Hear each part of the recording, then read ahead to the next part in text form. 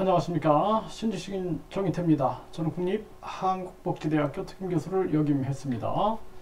푸틴 암살, 젤렌스키 제거, 극으로 치닫는 우크라이나 러시아 상황입니다. 네, 크렘린궁 위에서 드론이 폭파되는 사건이 터졌습니다. 푸틴을 암살하기 위하여 러시아 입장에서는 젤렌스키 소행이다 또는 배후에 미국이 있다, 이러한 얘기들이 퍼지고 있고, 또 한쪽에서는 내분이 일어났다, 뭐 이런 얘기도 나오고 있습니다. 어쨌든 간에 어떤 상황에 대해서 항상 이용을 하는 게 정치꾼들의 모습이다, 이렇게 보시면 되고, 우크라이나 러시아 전쟁은 이해관계 충돌이에요. 전쟁은 항상 이해관계 충돌이다라고 보시면 됩니다. 베트남전이 여러분들은 뭐 자유와 공산의 싸움이다라고 생각을 하십니까? 다 이해 충돌이다. 이해 충돌. 베트남이라는 국가, 뭐 미얀마라든지 인도네시아, 뭐 말레이시아, 이런 나라들을 강대국들이 침공해가지고 이 식민지로 삼았던 거죠. 그러니까 베트남이라는 나라도 프랑스가 지배를 한 거죠. 그래서 캄보디아, 또 라오스, 베트남, 인도 차이나 반도를 지배하면서 거기에 대한 패권이거든요. 그리고 이제 2차 세계대전이 터지면서 결국에는 소련이나 중국이나 또 공산진영의 움직임들이 있었던 거고, 또 미국이 또 자유진영의 움직임이 있었는데, 이 미국이나 소련도 이해관계 충돌인 거예요. 이해관계 충돌. 그래서 자국의 이해관계 충돌이다, 이렇게 생각하시면 됩니다. 그리고 그 전쟁이라는 상황이 딱 발생되면은 많은 주변 국가들이 자기들 이득을 취하는 거예요. 네, 그래서 한국도 베트남전에 참여한 부분들이 결국에는 한국의 이익을 위하여 많은 사람들이, 또 많은 국가들을 미국이 참여시킨 것도 한마디로 말해서 미국의 세계 패권을 소련의 세계 패권과의 견제를 위하여 다 자기들의 이해 충돌에 의해서 만들어지고 있다는 것을 잊어서는 안 되는 거예요. 또 6.25 전쟁도 마찬가지죠. 김일성이가 소련과 중국을 계속 설득해 가면서 김일성이의 이해관계인 거예요. 자기의 야욕. 그래서 결국에는 또 미국 입장에서는 이 대만이라든지 일본이라든지 또는 한국이라든지 이러한 부분들에 대한 공산화, 그리고 당시에 미소 패권 전쟁, 패권을 두고 싸우고 있는 거죠. 그런 상황에서의 이해 충돌이 계속 작용하고 있는 것입니다. 그래서 6.25 참전을 해서 많은 국가들이 한국을 도와준 부분들은 참 우리가 감사한 부분이죠. 그리고 자유민주주의와 자유시장경제를 지켰던 부분들, 이 또한 굉장히 우리가 역사 속에서 감사한 일이 아닐 수가 없습니다. 하지만 세계 항상 전쟁과 그리고 세계의 관계는 이해관계 충돌에서 만들어지고 있다는 것을 잊어서는 안 되는 거예요. 그래서 선과 악이 아니다라는 거예요. 이건 선이고 이건 악이다, 이렇게 판단하면 안 된다라는 것입니다. 그래서 과거에는 베트남전에 대해서도 이게 베트남은 악이야, 미국은 선이야, 이런 개념으로 접근을 했던 거예요. 프랑스가 선이야, 베트남이 악이야. 근데 나중에 보면 어떻게 돼요?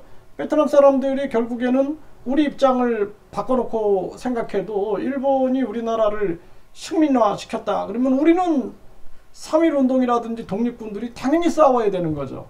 그렇기 때문에 우리가 항상 역사라는 부분들을 큰 시야를 가지고 분석한다는 게 굉장히 중요한 겁니다. 지금 우크라이나 러시아 이 전쟁도 보면은 이해관계 충돌이 생기는 거예요. 러시아 입장에서는 계속해서 이 유럽하고 이 러시아하고의 경계선에 이제 우크라이나가 존재하고 있는 거죠.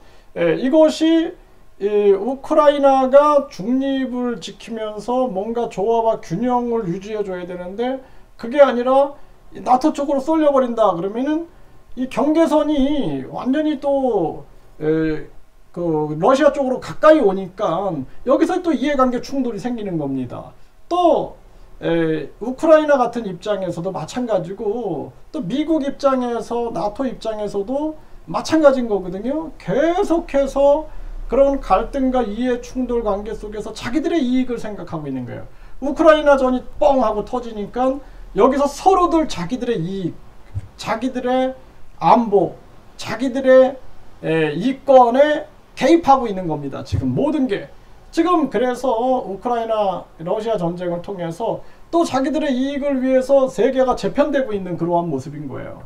그래서 사실상 이 젤렌스키 같은 경우에도 저는 아주 위험하다고 보고 있어요. 나중에는 미국의 행태들을 가만히 분석해 보면은, 저는 자유민주주의자입니다. 미국을 비판하면은 아주 뭐 좌파이처럼 몰아가는데, 저는 좌파 우파가 아니에요. 저는 주권파입니다. 주권파. 저는 친미파, 친일파, 친중파, 친북파 이런 거 안 해요. 저는 주권파예요. 나는 주인이기 때문에 이 나라의 주권파 입장에서 대한민국의 국익과 대한민국의 국민들의 이익을 저는 생각하면서 말씀을 드리는 것입니다. 오해 없길 바랍니다. 그래서 미국이 베트남전에서도 뭐 고엽제를 뿌려대고 엄청난 비인간적인 살생들을 전개했지만, 결국에는 나중에는 어떻게 돼요? 나중에는 전쟁 후에 여러 가지 이 전후의 복구, 책임 이런 게 있으니까 쏙 빠져나오죠. 그리고 이제 남베트남, 북베트남 전쟁 상황으로 마무리되게끔. 그리고 나중에는 또 어떻게 돼요? 공산화가 되죠, 베트남이. 그런데 미국은 얼른 또 손을 잡는 겁니다. 베트남하고, 공산 베트남하고 또 손을 잡아서 서로의, 이 지배자들의 서로의 또 이익을 위하여 움직이고 있는 거예요. 네. 또 중국과 소련이 베트남을 도왔는데 나중에는 어떻게 돼요? 중국하고 베트남이 또 전쟁을 해버립니다. 전쟁을 하죠. 왜? 이해관계 충돌이다라는 거예요. 그래서 베트남이 캄보디아의 폴포트 이 상황에서 침공을 하니까 중국이 여기 캄보디아는 우리 친중인데 친중 정부를 감히 건드려? 해갖고 또 붙는 거야. 공산화된 베트남과 왜 공산 중국이 왜 붙었지? 이상하네. 사람들은 이 자유와 공산의 이런 구분 아닌가? 결국에는 다 이해관계 충돌이다라는 것입니다. 그래서 항상 명분은 얘기를 하고 있지만 다 뒤에선 실리를 챙기고 있다라는 거예요. 실리를. 이걸 알아야 된다라는 거예요. 그래서 우크라이나 러시아 전쟁에서도 이제 미국이 어느 정도 되면은 이제 출구 전략을 신경을 씁니다. 그리고 지금 빨아먹을 거 다 빨아먹었어. 결국에는 내가 이 달러 패권을 위해서 강달러 만들고 4차 산업 패권을 위해서 내가 심지어는 한국의 삼성, 현대, LG, SK, 바이오생명과학 다 미국에다 공장 짓게 하고 공급망, 식량 공급망, 그리고 4차 산업 공급망을 다 장악하려고 했는데, 그런데 하다 보니까 이 장기화되고 이게 잘 안 되는 거죠. 자기 생각대로. 그런데 우리나라 이 경제학자나 이런 사람들이 저처럼 분석하는 사람이 없어요. 제가 이렇게 보면은 경제학자들은 경제만 보고 있어. 경제만. 근데 정치와 경제와 국제관계는 다 연관되어 있는데 경제만 보고 그냥 개미처럼 판단하는 거예요. 개미처럼. 미국의 금리 올라갔어. 우리 빨리 금리 올려야 돼. 일본은 근데 마이너스 금리를 유지하네? 일본 미쳤네? 이렇게 생각하는 거야. 중국은 거꾸로 가네? 중국은 금리를 도리어 내리고 동결하고 있네? 이런 개미적 판단을 하고 있는 거예요. 개미적 판단. 그런데 정치, 경제, 국제관계는 하나거든요. 정치, 경제, 외교, 안보, 국제관계는 하나로 움직이는 거야. 하나로. 심지어는 종교, 문화까지도. 그래서 종교와 문화를 이용해 가지고 또 자기들의 경제적 이득을 취하기도 하고 또 이 안보적, 군사적, 외교적 이득을 취하기도 하는 건데, 이거를 그냥 한 부분에서만 보는 거예요. 한 부분에서만. 그래서 한계가 오는 거예요. 한계가. 그래서 내가 많은 경제학자들의 의견들을 들어봤어요. 들어봤는데 이 사람들이 요거 시야를 물가금리만 보고 있구나. 물가금리. 나라가 망하는 거예요. 그래서 나라가 망하는 겁니다. 그래서 정치, 경제, 외교, 문화, 또 안보 이 모든 것을 보면서 지금 미국이 지금 4차 산업 독점을 하고 식량 독점, 그리고 달러의 무기화 이런 걸 통해서 전쟁을 또 자기들의 이익화 시키면서 이렇게 움직이고 있구나 라는 거를 분석하지 못하는 거예요. 그러니까 좁은 시각으로 판단하다 보니까 지금 쏠려가지고 야 어디 줄 서야 돼 어디 줄 서야 돼 그래가지고 결국에는 야 안되겠다 우리 젤렌스키 여기 저 미국 이쪽에 줄 서야겠다. 정작 유럽은 어떻게 하고 있어요? 야 우리가 경제는 시진핑이야. 우리가 경제적 이득을 위해서는 시진핑이하고 악수 한번 해야 돼. 그러니까 프랑스의 마크롱은 중국으로 달려가 버리는 거예요. 독일, 네덜란드, 네? 또 심지어는 뭐 러시아, 뭐 중국, 중동 보세요. 중동 보세요 여러분들. 사우디 빈살만이 어떻게 합니까? 결국에는 이란하고 막 우리 시아파 신이파 해가지고 완전히 막 계속 붙어왔는데 이 패권을 가지고 붙어왔는데 우리 악수합시다. 야 이렇게 악수해버리니까 미국이 꼼짝 못하잖아. 이렇게 돼버리는 거예요. 이게 우리도 지금 사실상 김정은이 저놈이 이 좀 머리가 좀 되는 놈이면은 야 우리 이거 사실 내가 해보니까 이거 할짓 못하네. 이거 안 되겠어. 우리도 사실상 이 북한이 신정 정치를 해왔는데 이 종교 집단 사이비 종교 집단처럼 해왔는데 이거 이제 그만두고 우리도 지금 뭐 냉전 시대도 아니고 결국에는 금전 제국주의 시대 아닌가. 우리 이제 그런 속에서 우리가 경제적인 측면과 그리고 세상이 이제는 공산주의 뭐 민주주의 이런 개념 아니니까 우리가 가장 중요한 가치인 자유라는 가치를 가지고 우리가 통일적으로 나가면서 그러면서 우리도 신정정치 버리고 우리도 저 사우디나 이란처럼 손잡아 버립시다. 이 정도만 돼도 그래도 그냥 대한민국이 세계 최강이 될 텐데 이 김일성이가 이 꼴통들이죠. 꼴통들 완전히 그냥 신정정치화 해가지고 아바이 수령 막 해가지고 그냥 신정정치라는 거예요. 아주 사이비 종교를 해버린 거예요. 나라를 사이비 종교 집단으로 만들어버린 거예요. 그래서 이란 같은 경우에는 이 미국이 자꾸 장난을 치고 영국이 장난을 치니까 신정정치를 해버린 거예요. 신정정치. 신정정치를 해서 최고 종교 지도자가 그 밑에 대통령을 두고 이제 정치체제를 만든 건데 이 김일성이, 김정은이 이 꼴통놈들은 완전히 그냥 자기가 신이 돼버렸어. 신이. 그러니까 사이비 교주가 돼버린 거예요. 그러니까 이게 대한민국이 참 운명적으로 안타까운 일이다. 저는 그렇게 분석하고 있습니다. 그래서 지금 이 푸틴 암살 젤렌스키 제거하면서 극으로 치닫고 있는 이 우크라이나 러시아 상황들 그리고 앞으로는 이게 이제 미국이 철수해야겠다 하고 철수해버리면 젤렌스키만 완전히 깨구리가 되는 그러한 정황이 돼버립니다. 아프간에서도 미국은 그래왔고 시리아 뭐 베트남전 항상 그런 모습들을 보여줬죠. 이러한 부분들을 우리가 냉철하게 바라봐야 된다는 거예요. 네, 그래서 지금 보면 푸틴 젤렌스키 이 푸틴 젤렌스키가 이태원 참사에 모두 조전을 보였다. 이게 이제 뭐 이런 부분들은 뭐 과거에 있었던 일이지만 이러한 부분들은 참 공감하는 부분들이고 우리 입장에서도 굉장히 중립을 취하는 게 굉장히 중요한 거예요. 이태원 참사에 대해서 푸틴 젤렌스키가 조전을 보냈다. 우리도 굉장히 중립을 지키면서 그러면서 상황을 주셔야 돼요. 괜히 지금 막판에 무기지원안에 모내하다가 나중에는 이 강대국들은 항상 나중에 손잡아 버려. 그래서 미중이 손잡고 미러가 또 손잡아 버리면은 그때는 또 한국만 깨구리가 되는 겁니다. 이 젤렌스키하고 윤석열 대통령만 깨구리가 돼버릴 수 있는 정황이 되는 거예요. 심각한 문제가 아닐 수가 없다라는 거예요. 자, 여기 보면은 미국 공화당 의원들 바이든의 우크라 무제한 지원 끝내라 이렇게 지금 나오고 있는 거예요. 네.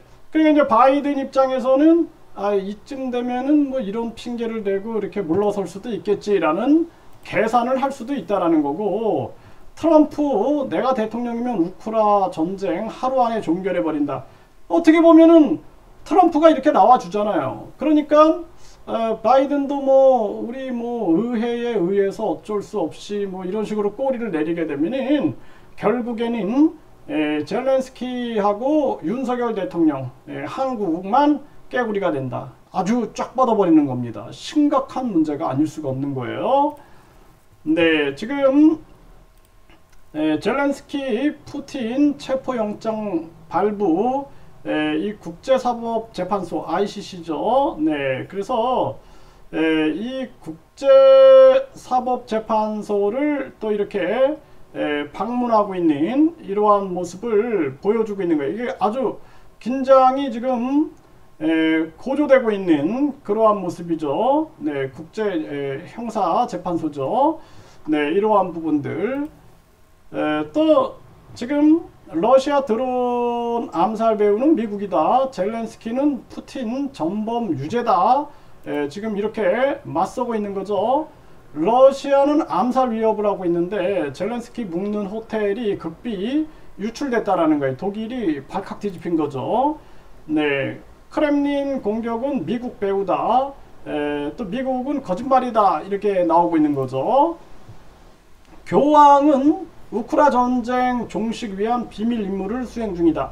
여러분 생각해 보세요. 교황이 비밀 임무를 수행하고 있다. 근데 만약에 이제 여기서 바이든도 우리가 이거 한 1년 정도 진행해 보니까 우리 뜻대로 잘 안 되네. 유럽이나 우리 이 시뮬레이션 상황대로 잘 안 되네. 교황도 나서고 트럼프도 나서고 공화당 하원을 다수 차지해서 공화당도 나서고 하니까 어쩔 수 없이 꼬리를 딱 내리는 순간 결국에는 우크라이나와 대한민국만 아주 위험한 정황으로 갈 수 있다라는 것입니다.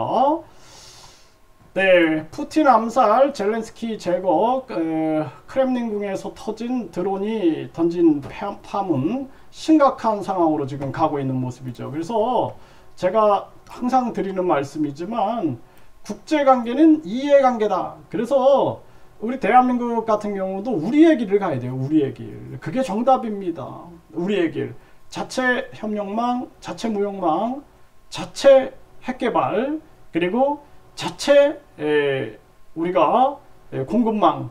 그래서 우리의 길을 가야 된다는 거예요. 4차 산업 우리가 주도해 나가겠다. 주도권을 쥐겠다. 그리고 한국의 원화도 이제는 적어도 일본의 엔화처럼 준기축통화를 향해서 나가겠다. 이쪽으로 미래를 열어야 되는데 아이고 가만히 있어보자. 응? 저 문재인은 그동안 시진핑 형님한테 줄 섰는데 우리는 바이든 형님하고 기시다 형님한테 줄 서야겠다. 이런 판단을 한다라면은 아주 그거는 뭐라 그럴까요? 초보도 중에 초보도 안 되는 그러한 외교수를 가지고 있는 거다. 그런 건 누구나 하는 거예요. 그래서 제가 한국은행 이창용을 항상 비판하는 게 미국이 금리 올린다고 계속 미국만 따라가고 자본 유출된다라는 엉뚱한 소리만 한다라면은 그거는 초보 중에 초보인 거예요. 초등학생도 할 수 있는 거예요. 지금은 투자의 시대이기 때문에 도리어 인도가 가능성이 있고 미래가 있다 그러면은 자본은 인도로 이동한다라는 거예요. 그리고 지금 미국의 달러 가치가 떨어지고 있는데 도리어 미국이 금리를 올렸는데 환율이 떨어져 버렸어. 왜 그래요? 왜? 미국의 달러 가치가 떨어지고 있다는 걸 다 아는데 뭐 미국의 자본 유출이 돼? 응? 물가가 올라가서 물가를 잡는다. 거짓말하고 앉아 있는 거예요. 왜? 지금 중요한 것은 공급망이다라는 거예요. 공급망을 뚫어야 된다라는 거예요. 수요에 의해서 물가가 올라간 게 아니다라는 것을 분명하게 인식해야 되고, 스태그플레이션 상황에서 물가는 올라가고 경기는 침체되는 상황에서 금리를 올려버리면은 다 망하는 길로 가는 거예요. 다 망하는 길. 대한민국을 망하는 길로 가는 거예요. 누가 원하는 길이에요? 누가? 미국, 중국, 북한, 일본이 원하는 길로 간다라는 거예요. 대한민국 국민이 원하지 않는 길로 가고 있는 거예요. 그래서 내가 주권파가 돼야 된다라는 얘기를 끊임없이 하고 있는 겁니다.